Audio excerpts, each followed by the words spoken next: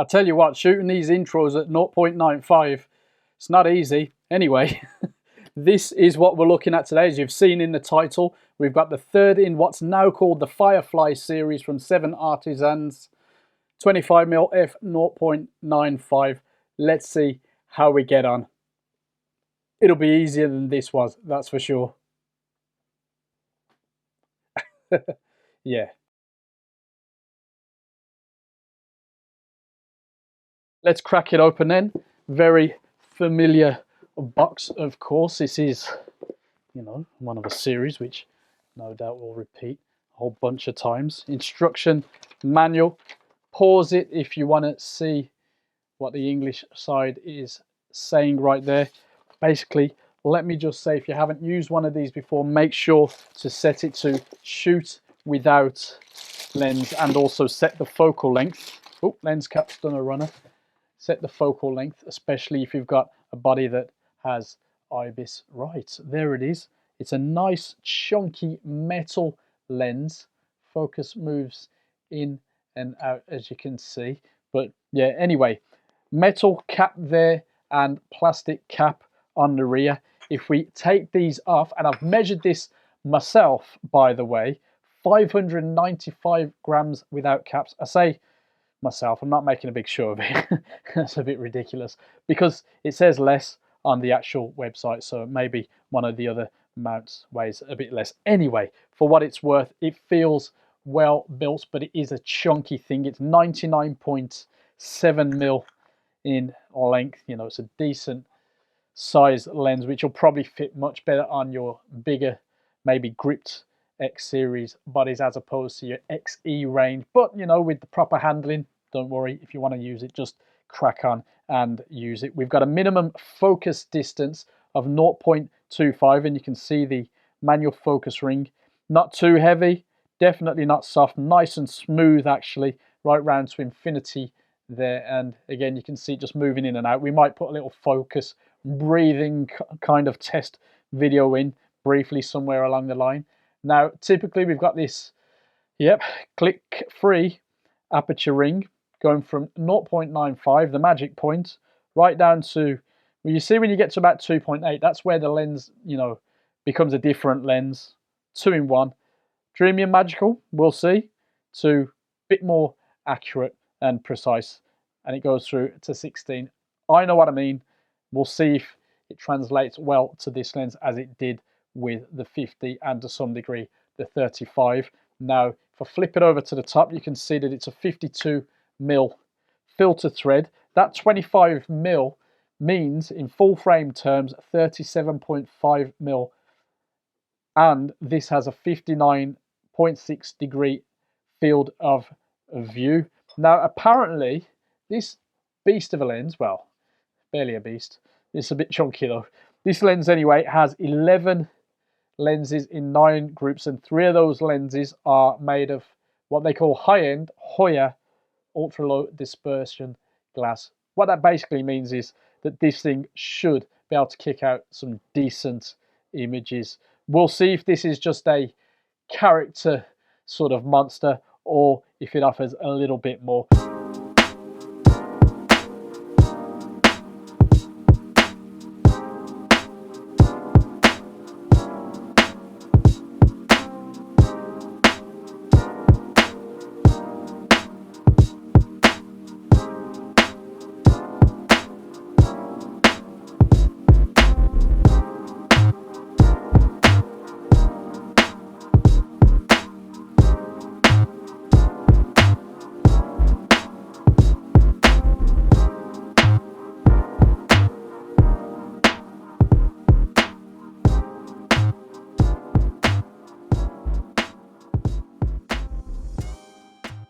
After using it for a while now, I find it to be well built, but yeah, it's quite hefty compared to the other 2 in the series. Of course, you can handle it perfectly well, but the extra glass means it's bigger than you probably hoped for, and that can result in a less fun experience maybe, especially after an hour or so. Now, manual focusing is actually very good, nice, smooth experience. There's no issues there, and of course, focus peaking with our Fujifilm cameras always helps a lot. at least for me.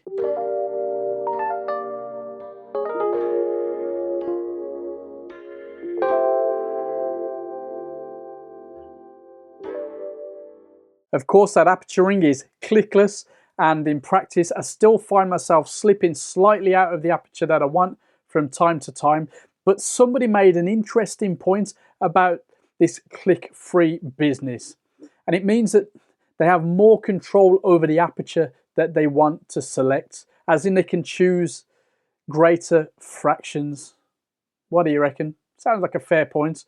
I still prefer clicks, and I've yet to see how click-free benefits a Fujifilm video shooter. I'm still waiting to be convinced or educated on that one. Again, for a Fujifilm shooter, if you've got any smooth transition examples, let us know in the comments below.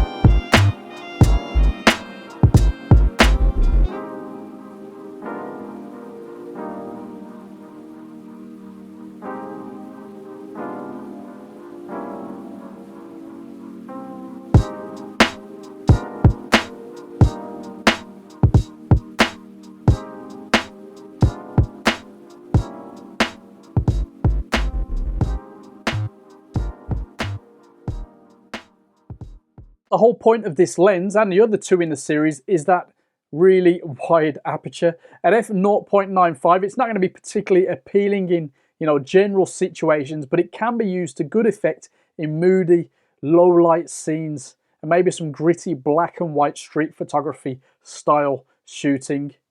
Of course, if you stop down a bit, you've got a more than capable lens, albeit the size and weight make it less than ideal for documentary and everyday shooting compared to other manual lenses at this focal length. Vignetting is heavy, wide open as you can see, but it clears up nicely as you go through the aperture range, and any real noticeable problems, let's say, are very minor by around f5.6, f5.8.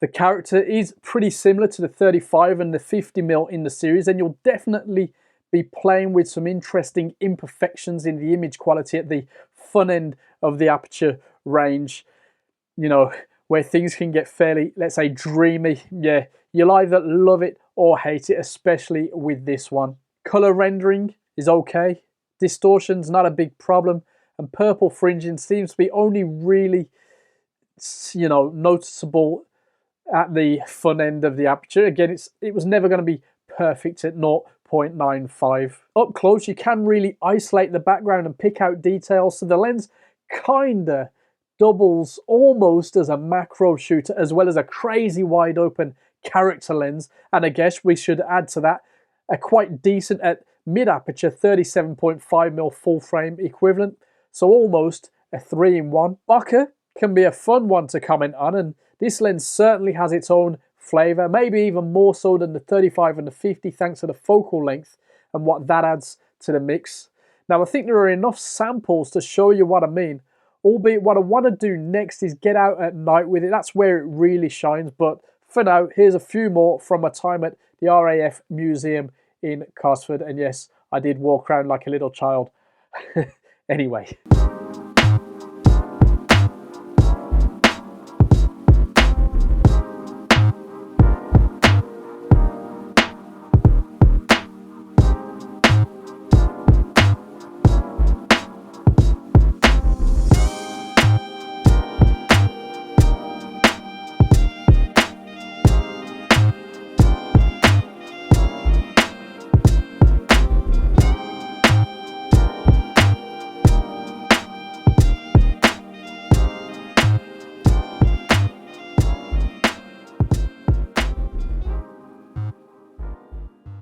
The focal length of this one turned out to be my favorite as a walk around, which is probably not what it's really designed for. And I think it would work well in, you know, the set for a creative that loves playing with character and thin depth of field images. Now, the lens is currently £359 on Amazon. The 35 0.95 is £259 and the 50mm 0.95 is £229. So the price of this 25 is quite a jump considering, and I think for most consumers on the edge of trying something a little different, it might be a little bit much. Were it say £50 cheaper, yep, snap up the Trio and have fun.